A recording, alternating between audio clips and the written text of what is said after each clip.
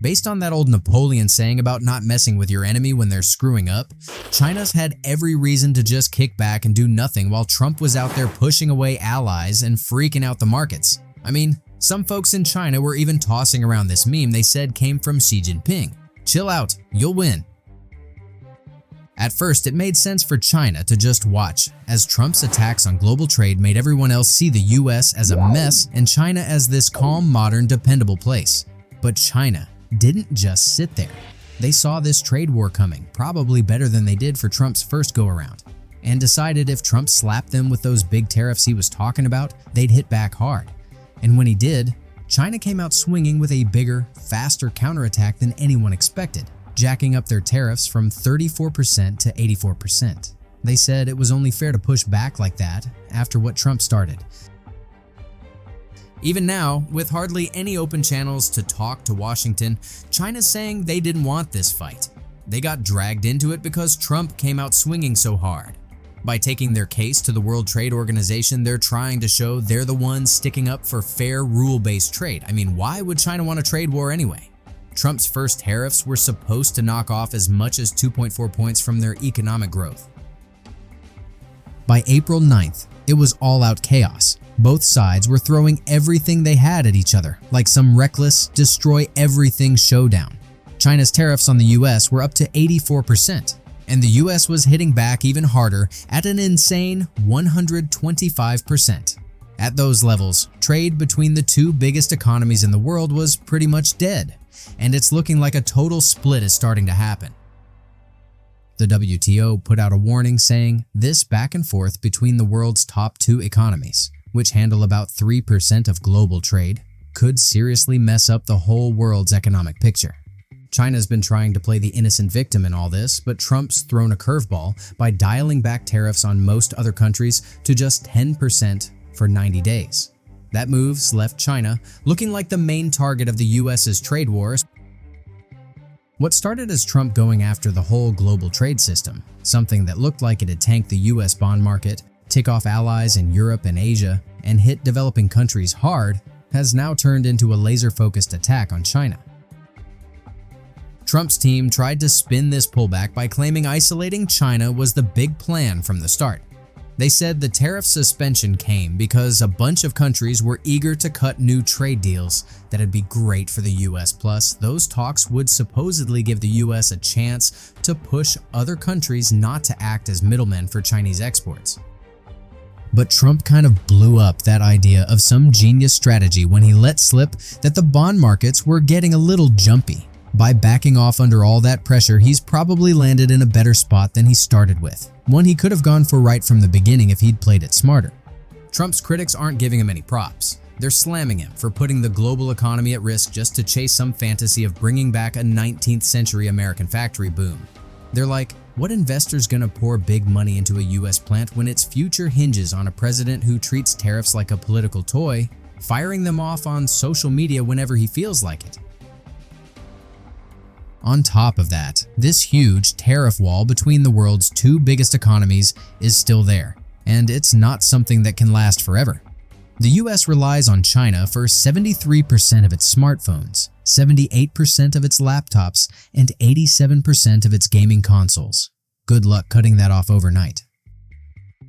China's digging in, saying they'll fight to the bitter end, but now they've got to figure out if they've got the muscle to keep up in this trade war, or if they need to find a way to start talking. Since Trump's first term, the US share of China's exports dropped from 19.2% to 14.7%, partly because China's been spreading its bets by investing in middleman economies in Asia. Still, losing 15% of their export market is a massive hit, and it's hurting bad. China's been working the diplomatic angle hard, sending top officials from their international team to schmooze in Europe and Asia. They're telling anyone who'll listen that China's the steady, responsible player here, all about real global teamwork. They've got this slick video from their foreign affairs folks painting the world's choice in black and white. Trump's chaos versus China's teamwork vibe. Another one's aimed right at US Republicans, digging up Ronald Reagan's anti-tariff stance to make their point. And when US VP J.D. Vance called the Chinese peasants, even China's biggest critics were like, come on man, that's too much. Right now, China's story is writing itself. They're the dependable partner, not the US. When the EU Trade Commissioner, Maroš Šefčovič, swung through Beijing last week, China was nudging him to team up against Trump's one-man bullying act. It's a long shot, but there's talk about whether Europe and China can put aside their gripes, like China's trade moves and overproduction, and join forces to counter America's wrecking ball. It's early, but if China nails its messaging, they might find folks ready to listen. What the White House's Stephen Miller calls the big bring jobs back home plan for America could end up being a massive send American influence packing move instead. China started this charm campaign back at the Munich Security Conference in February, where their foreign minister Wang Yi was pushing for a fair, balanced multipolar world, while J.D. Vance was out there blasting European elites. Gabrielius Landsbergis, who used to be Lithuania's foreign minister, was like China was super engaged, really supportive, and totally got what Europe needs for security. And when Europe got left out of those Ukraine talks in Riyadh, China was quick to say Europe absolutely deserves a seat at the table.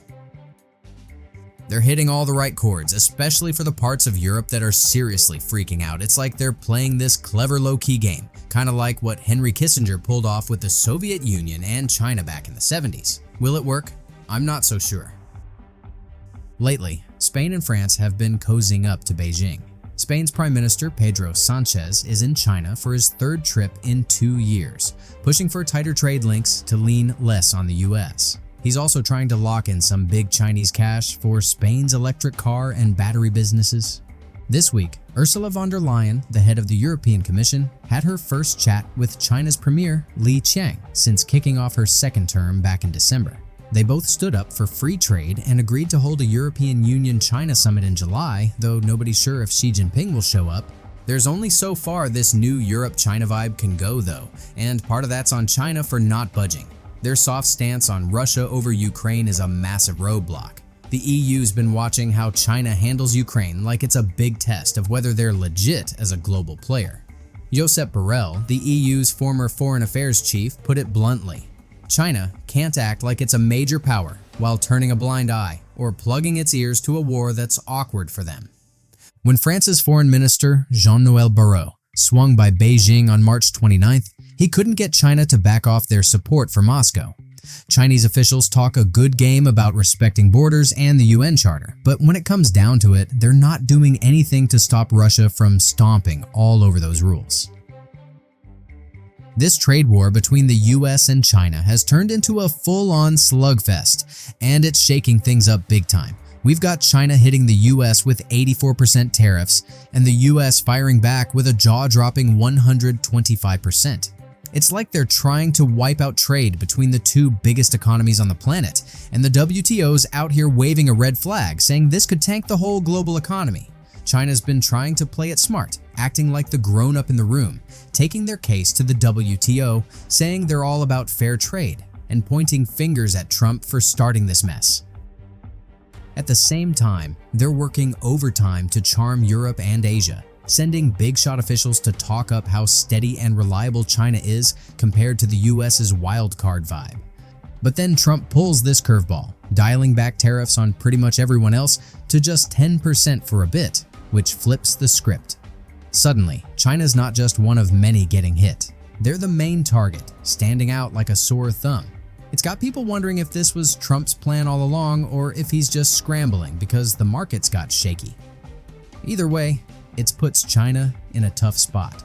They're feeling the pain from losing a chunk of their export market, and even though they're cozying up to other countries, it's not enough to fill that gap yet. Both sides are acting like they're ready to fight to the end, but this kind of economic wall can't stay up forever.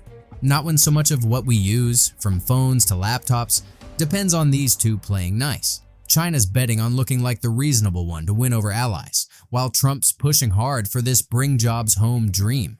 Problem is, it's a gamble that's freaking out investors and could backfire big time. Right now, it's anybody's guess who's going to come out on top, but one thing's clear.